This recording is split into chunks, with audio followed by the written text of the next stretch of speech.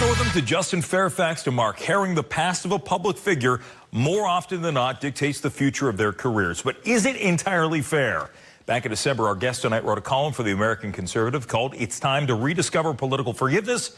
Matt Larosiere from Young Voices, among other things, joining me up late on the Final Five. Good to see you, Matt. How you doing, Jim? Good to see you again. I'm going to give you a chance here. Is there anything about your past you want to get out there to our viewers tonight, just to set the record straight? No, we won't put you through that. So look, I'm sure they'll put me through it if they have to.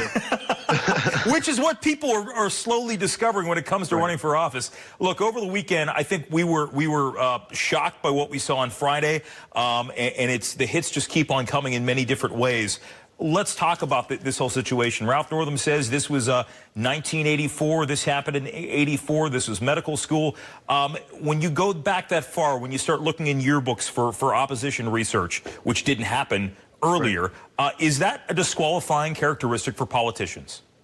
Well, without getting into the specifics of Northam's situation, which it's pretty egregious, even in 1984. Yeah. But like you were, I think, alluding to, we need to have the question of how relevant this is to their qualifications first, before we start saying resign, resign, destroy, destroy. We need to say, okay, you know, we have this new piece of information. What does it mean right now? We need to do that up front instead of doing it off of the back heel when we're trying to do damage control.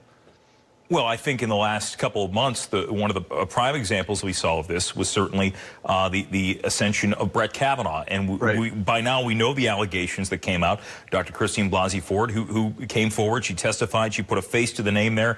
But as we saw all of that play out, you know, you can't deny from our end here in the media, while there were allegations out there, you know, you can't ignore the fact that there wasn't corroborating evidence out there. And I think when you look at how that played out, the question is, how do you decide to give public airing to some of these allegations out there, which one could argue when you're a judge, when you're in a position like that, that could be something that would factor in.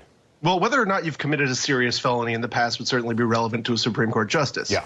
And I think that, you know, that is probably something that should have been explored and was explored. But when you remember those hearings, was that really what was taking up all of the airtime? Or were we also talking about the Beach Ralph Club and how many beers he had and things like that? And Tobin. Exactly. Yeah. Whose house was where? Right. You know, what color was your Atari collection, or, you know, whatever. That's not something that needs to be brought up first. We need to say, all right, the squee thing, the beer thing, the Ralph Club, that all goes in the garbage. Right. Let's think about what's important, what might actually affect him as a judge. Well, and I think right now, too, when we see the allegations against Justin Fairfax coming to light there, and now you have his accuser coming out and saying certain things about what may or may not have transpired a number of years ago. And I think, Matt, maybe you'll agree with me on this, but you have a lot of people who were very vocal about Brett Kavanaugh against him at the time, finding themselves in a very similar situation.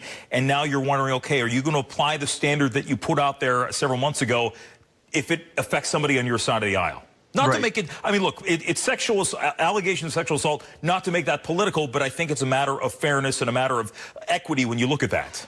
Well, you have to be careful. Again, we're not having the conversation about relevance, and this becomes standard practice, you know, and especially now as the younger generations get into politics, like AOC and the like. Yeah. Their whole life's been documented. Right. You know, everything. There's going to be weird things that you see. We have to really get a lot better at sorting this out. Yeah. And I think the only way that we can do that is to get back to Northam's thing, or remember Michael Jackson moonwalking thing. Yeah. Well, we should take some advice from Michael Jackson's Man in the Mirror song and look at ourselves and say, all right, am I giving, you know, credence to something that's irrelevant? We need to make a decision ourselves whether we are, you know, for political gain or not, giving credence to nonsense. And that's a very good comparison. Right before we let you go, in your article, which we'll put out on Twitter, you made a reference to Beto O'Rourke, which he said yesterday he'll decide by the end of the year whether to run for president. But during his campaign, there was something that came out. He was what, in college, reviewed a production of the Will Rogers Follies, made a reference to the breasts in the show of the Showgirls, and that got a lot of play. Right.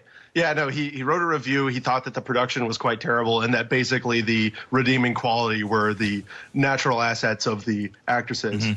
And that got put on right on display. And it's ironic that that's coming from, it seems ironic that it's coming from Republicans. Republicans are usually ones that fight back about this sort of behavior. But if we're going to make this the standard, then we are just going to empower really shameless people. And we don't want that. Democrats and Republicans.